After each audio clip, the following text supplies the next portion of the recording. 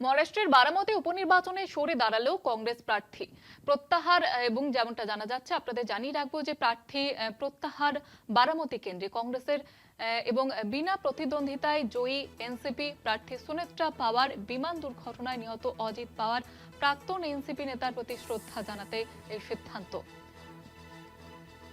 প্রার্থী প্রত্যাহার বারামতি কেন্দ্রে কংগ্রেসের তরফ থেকে প্রার্থী এবার প্রত্যাহার করা হলো। বিনা প্রতিদ্বন্দ্বিতায় জয়ী সুনেত্রা পাওয়ার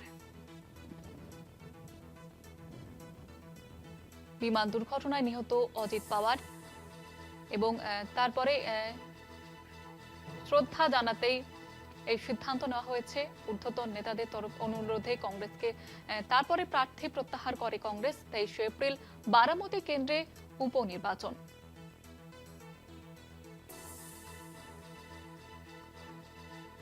23 এপ্রিল বারামতি কেন্দ্রে উপনির্বাচন এবং তার আগে প্রার্থী প্রত্যাহার করলো কংগ্রেস।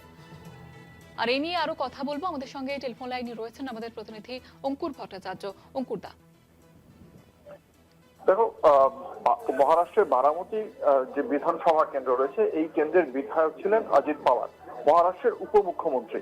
গত জানুয়ারি মাসে একটি বিমান দুর্ঘটনায় অজিত পাওয়ারের মৃত্যু হয় এবং সেই মৃত্যুর 72 ঘন্টার মধ্যে অজিত পাওয়ারের স্ত্রী সুনেত্রা পাওয়ারকে মহারাষ্ট্রের উপমুখ্যমন্ত্রী করা হয়। এবার সেই কেন্দ্রে বিধানসভায় উপনির্বাচনের কথা ছিল, যাতে যেহেতু বিধায়ক পদে এই মুহূর্তে কেউ নেই, সেই জন্য বিধায়ক পদে জয়ী করে নিয়ে আসতে হতো কাউকে। সেই কেন্দ্রেই প্রার্থী হয়েছিলেন সুনেত্রা পাওয়ার, কারণ পাওয়ার পরিবারের সঙ্গে এই বারামতি কেন্দ্রের নাম দীর্ঘদিনের। 1991 সাল থেকে অজিত পাওয়ার এই কেন্দ্রে বিজয়ী। এই কেন্দ্রের যিনি সাংসদ তিনিও পাওয়ার পরিবারের, সুপ্রিয়া সুলে এই কেন্দ্রের সাংসদ। সেই কেন্দ্র থেকেই প্রার্থী হয়েছিলেন, বারামতি কেন্দ্র থেকে রাজ্যের উপমুখ্যমন্ত্রী সুনেত্রা পাওয়ার। কংগ্রেসের প্রার্থী ছিল, কিন্তু শরদ পাওয়ার, এনসিপির শরদ পাওয়ার গোষ্ঠীর পক্ষ থেকে শরদ পাওয়ার, সুপ্রিয়া সুলে সহ এনসিপির বরিষ্ঠ নেতৃত্ব কংগ্রেসের কাছে অনুরোধ করেন যাতে অজিত পাওয়ারের প্রতি শ্রদ্ধা রেখে এই কেন্দ্রে কংগ্রেস তাদের প্রার্থীকে প্রত্যাহার করে নেয় এবং শেষ পর্যন্ত কংগ্রেস সেই অনুরোধকে মান্যতা দিয়ে তাদের প্রার্থীকে প্রত্যাহার করে নিয়েছে বারামতি কেন্দ্র থেকে।